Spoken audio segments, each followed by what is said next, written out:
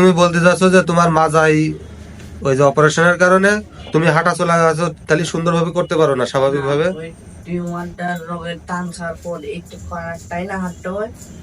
তোমার কোন জায়গায় কাটা দেখি তো?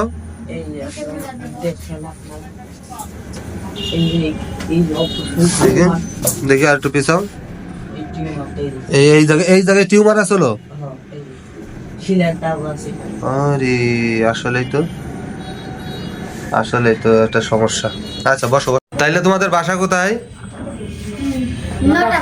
দুইজনেরই লটাখোলা বাড়ি? লটাখোলা কোন জায়গায়? ও ব্রিজের নিচে, ওই যে তোমার ইয়ের কিনারে, খালের কিনারে। ছাপড়া ওটাই থাকো। তা তোমাদের আছে নাম কার কোনটা? তোমার নাম কি? আর তোমার নাম কি? মোহাম্মদ সাজ্জাতুল। আচ্ছা, তা তোমরা এই যে আমি তো দেখলাম যে তোমরা এই যে রাস্তায় টাকা তুলে বেড়াচ্ছ, তাই টাকা তুলে বেড়ানোর কারণ কি? আমার দাদি অসুস্থ, দাদি চিকিৎসা করে তাই বাবা মা নাই, বাপ মারা যাওয়ার পরে মা অন্য জায়গায় বিয়ে হয়ে গেছে। তোমার বাবা মা নাই মানে তোমার বাপে মারা যাওয়ার পরে তোমার মা অন্য জায়গায় বিয়ে করছে? আর তোমার? আমার ছোটবেলায় জন্মগত একটা হয়েছিল, মানে টিউমার। ওইটা যখন 4 বছর কাজ, তো যখন এত বড় হয়েছিল, ওইটা মানে আব্বা রিক্স পাইবা, তখন অপারেশন তাড়াতাড়ি করে দিছে। কিন্তু টিউমারটা এখন আরো উল্টা আরো বেশি হয়েছে, এই জন্য ওইটার জন্য আমি চিকিৎসার জন্য ওই টাকা ওটাই। সাজ্জাদ, তাহলে তুমি বলতে চাচ্ছ যে তোমার মাজাই ওই যে অপারেশনের কারণে তুমি হাঁটা চলা আছো, তাহলে সুন্দরভাবে করতে পারো না স্বাভাবিক ভাবে? টিউমারটার রোগের টান ছাড়ার পর একটু তাই না হাঁটতে হয়। তোমার কোন জায়গায় কাটা দেখি তো? এই যে দেখেন আপনারা, দেখি আর একটু পিছাও। এই জায়গায় টিউমার আসলো? আরে আসলেই তো একটা সমস্যা। আচ্ছা বসো সমস্যা। ওই টিউমারটার জন্য আমার 1 লাখ আর কি কিডনিতে সমস্যার পর, ওই টিউমারের জন্য লারাসে কিডনিতে সমস্যার পর, ওটার জন্য 1 লাখ প্রস্রাব করে আমার।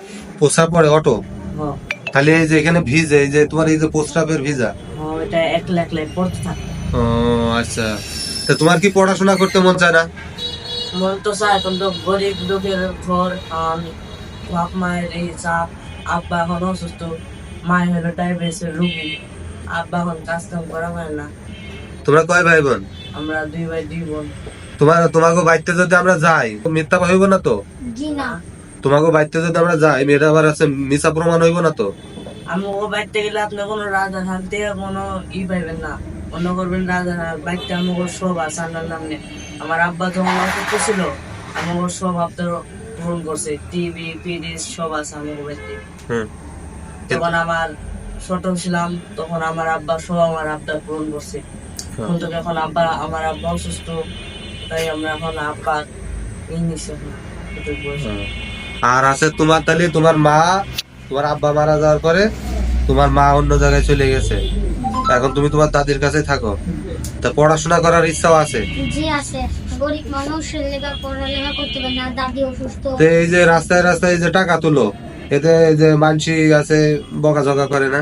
করে, কিন্তু কি করুন, গরিব মানুষ তো লেগা। তা আমরা যদি তোমাদের বাসায় যাই, যে যদি দেখি যে না তুমি মিথ্যা কথা কইছো, তাহলে? মিথ্যা কথা বললে আমাকে থানায় ভরে দিবেন। থানায় ভরে দিব? আর সত্যি হলে মানুষের কাছ থেকে সাহায্য তুলে দিবেন। সত্যি? আর আছে মানুষের কাছে সাহায্য তুলে দিলে তোমরা কি পড়াশোনা করবা না আবার সেই ভিক্ষাই করবা? পড়াশোনা করুন। হ্যাঁ, পড়াশোনা করুন। সত্যি? বড় হয়ে ডাক্তার হওয়ার ইচ্ছা আছে। ডাক্তার হওয়ার ইচ্ছা আছে? আচ্ছা ঠিক আছে, শোনো, তোমরা আছে ওই ভিক্ষা করো না। ভিক্ষা করলে মানুষ ভালো বলে না, মানুষ মনে করে খারাপ পায়, মন্দ খায়, গালাগালি করে, খাবারও দেয় না। তাহলে বুঝো, এই যে আমি তো তোমাদের পরে রাগ করতাম, কিন্তু তুমি যে এতিম এটা তো আমি জানতাম না, বুঝছো? তুমি যে এতিম এটা জানতাম না, কিন্তু কথা হচ্ছে এই যে তুমি আবার এই যে টুবই পড়ো, পাঞ্জাবি পড়ো, এতেও তো আমি একটু রাগ করি, কারণ মাদ্রাসায় পড়ো না। মক্তব পড়ো? আর তুমি পড়ো? দুজনে মক্তব পড়ো? তাহলে তোমাদের আছে, তুমি হচ্ছে অসুস্থ, সাজ্জাদ হচ্ছে অসুস্থ, তাহলে তোমাদের ঠিকানা হচ্ছে লটাখোলা ব্রিজের গোড়া, জয়পাড়া, দোহার, ঢাকা, ঠিক আছে? নটা খোলা ব্রিজের নিচে যে বন্দি পাড়া, আমরা ওইখানে থাকি।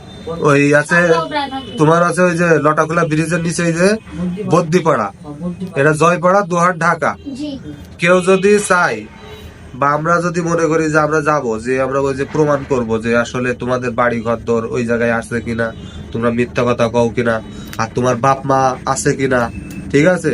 তাহলে কিন্তু থানায় বইরা দিব। মন থাকবো তো? আচ্ছা ঠিক আছে। তাহলে আছে, তাহলে ভিক্ষা করবা না, ভিক্ষা করা ভালো না, বুঝছো? ভিক্ষা করলে মানুষ বন্ধ করে। তাহলে এখন তোমরা পড়াশোনা করতে চাও, তাই তো? তোমাদের যদি পড়াশোনার ব্যবস্থা করে দেওয়া হয়, তোমরা পড়াশোনা করবা নাকি ভিক্ষা করবা না? সত্য তো? আচ্ছা ঠিক আছে। চলার পথে রাস্তাঘাটে বিভিন্ন জায়গায় আমরা এমন অগণিত শিশুদেরকে দেখতে পাই যে তারা ভিক্ষা করতেছে।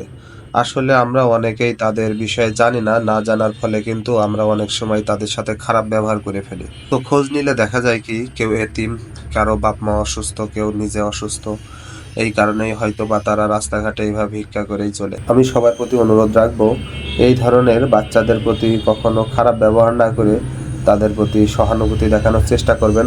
যদি সময় সুযোগ থাকে তাহলে তাদের খোঁজ খবর নিয়ে একটু সাহায্য সহযোগিতা করার চেষ্টা করবেন।